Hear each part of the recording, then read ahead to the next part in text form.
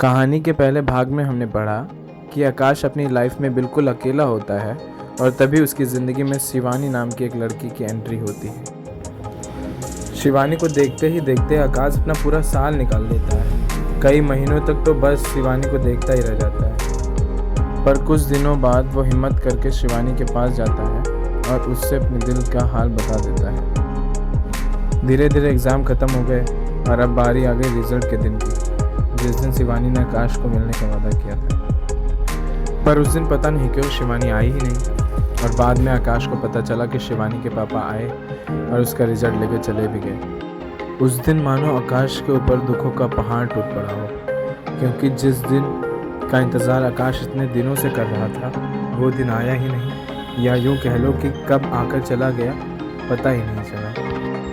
पर कहते हैं ना, हर जख्म का इलाज होता है वक्त। धीरे धीरे वक्त ने आकाश के इस जख्म को भी भर दिया और अब उस बात को बीते हुए साल हो चुके थे। पर शायद वक्त को कुछ और वक्त चाहिए था आकाश का जख्म भरने के लिए। और तब तक आकाश की मुलाकात दोबारा से शिवानी से हुई। आकाश को एक बुक लॉन्च इवेंट के लिए बुलाया गया था और जब आकाश ने उस बुक के राइटर का नाम शिवानी पढ़ा तो बिना कुछ सोचे उसने आने के लिए हाँ कह दिया। आकाश के पैरों के नीचे से ज़मीन तब खिसक गई जब उसने सच में शिवानी को वहाँ देखा। शिवानी को देखते ही आकाश को सारी पुरानी बातें याद आ गई। पर आकाश ने सोच लिया था कि वो शिवानी से बिना बात किए वहाँ से नहीं जाएगा। बुक लॉन्च इवेंट ख़त्म हुआ, सब वहाँ से चले गए। स्टेज पर बचे थे तो सिर्फ शिवानी और आकाश। दोनों एक दूसरे को देख रहे थे, पर दोनों में से किसी की हिम्मत नहीं हो रही थी कि पहले कौन बात शुरू करे। पर कहते हैं ना, लेडीज़ फर्स्ट। शिवानी ने आकाश से कहा, इतने दूर क्यों बैठे हो, यहाँ मेरे पास आओ। आकाश न चाहते हुए भी शिवानी के पास वाली चेयर पर जाकर बैठ गया। शिवानी, शायद तुम्हें पता नहीं, पर शो ख़त्म हो चुका है।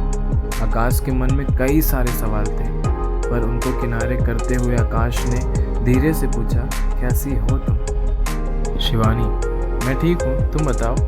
आकाश, मैं भी ठीक हूँ। शिवानी मुस्कुराते हुए, लगता है तुम्हारी बीबी तुम्हें कुछ ज़्यादा ही खिलाती है, ज़्यादा ही मोटे हो गए हो तुम। आकाश, मैंने अभी तक शादी नहीं की है और शायद कभी कर भी नहीं पाऊँगा। मेरा छोड़ो, अपना बताओ। शिवानी, मैं आज भी तुमसे वही कहूँगी जो पहले कहती थी, मुझे अपने फ्यूचर पर फोकस करना है।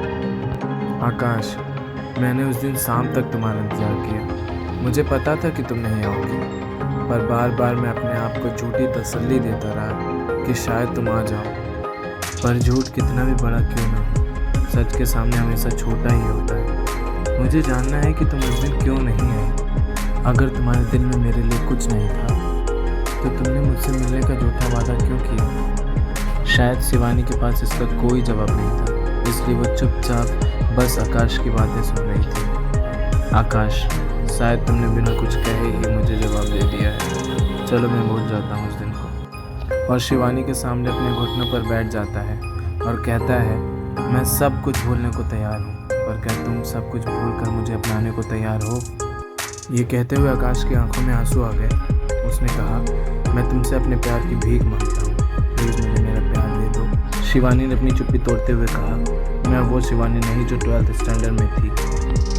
और शिवानी के बगल में रखी छड़ी उठाई और उसके सहारे उठने लगी और बोली, जब मैं अपना आखिरी एग्ज़ाम देकर घर जा रही थी तब मेरा एक्सीडेंट हो गया था और उसकी वजह से मैं आज तक नहीं चल पाई। अगर मैं चाहती तो मैं उस दिन भी तुमसे मिलने आ सकती थी, पर शायद मुझे तुम्हारा जवाब पता था, इसलिए मैं वहाँ नहीं आई। कुछ भी कहने से पहले तुम एक बार अच्छी तरह सोच लेना।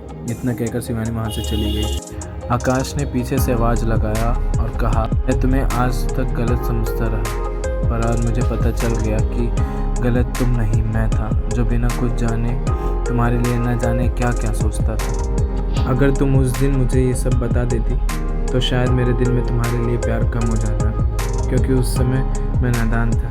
पर आज नहीं, मैं अपने पूरे होशोवास में तुमसे अपने प्यार का इजहार करता हूँ। कहो, क्या तुम मेरे प्यार की अर्जी को स्वीकार करती हो? मैं तुमसे प्यार करता हूँ, ना कि तुम्हारे चेहरे, तुम्हारी चाल, तुम्हारे नज़र से। अगर तुम भी मुझसे प्यार करती हो तो मेरे प्यार को कबूल करो। मैं तुमसे शादी करना चाहता हूँ। क्या तुम मुझसे शादी करोगी? शिवानी पीछे पलटी और कहती है, मुझे मंजूर है तुम्हारे प्यार की अर्जी। हाँ, मैं तुमसे शादी करने के लिए तैयार हूँ। कुछ दिनों बाद दोनों अपने घर वालों की मर्जी से शादी कर लेते हैं और शादी के बाद शिवानी को कभी ऐसा महसूस नहीं होता कि वो चल नहीं सकती। बल्कि फेरे के समय भी जब शिवानी छड़ी का सहारा लेकर चलने की कोशिश करती है तो आकाश उसके हाथ से छड़ी ले लेता है और उसे अपनी गोद में उठाकर फेरे लेता है। दोनों खुशी खुशी रहने लगते हैं। एक दिन जब आकाश अलमारी से अपने कपड़े निकाल रहा होता है तो अलमारी में से एक कॉपी गिर जाती है। आकाश उसे उठाता है और खोल कर देखता है। फिर वो शिवानी को आवाज़ देकर अपने पास बुलाता है और उससे वो कॉपी दिखाते हुए कहता है, ये तुम्हारे पास कहाँ से आई? पता है मैंने इसे कितना ढूंढा? शिवानी ने मुस्कुराते हुए कहा, याद करो जब हम कॉलेज में थे और मैं नोट्स मांगने आई थी तो तुमने उसकी जगह मुझे ये दे दिया था। वो कुछ और नहीं बल्कि शिवानी के स्केच की कॉपी होती है जो आकाश ने गर्मियों की छुट्टी में बनाई थी। आकाश, अगर मैं ये तुम्हें गलती से दे दिया था तो तुमने मुझे वापस लौटाया क्यों नहीं? शिवानी, क्योंकि जब मैंने इन्हें देखा तो ये मुझे काफ़ी पसंद आए और मुझे नहीं पता था कि हम दोबारा कभी मिल पाएंगे कि नहीं, इसलिए मैंने इसे तुम्हारी याद बहुत संभाल कर रखा था। आकाश शिवानी की तरफ देखता है और कहता है, इसका मतलब तुम भी मुझसे 12th स्टैंडर्ड से प्यार करती थी। इस कहानी में बस इतना ही दोस्तों। उम्मीद करते हैं आपको आज का पार्ट और पूरी कहानी पसंद आई होगी। अगर ये कहानी आपकी ज़िंदगी में से भी कुछ मिलती जुलती हो तो हमें कमेंट करके ज़रूर बताएं। पहले भाग की तरह इस भाग को भी अपना प्यार दें।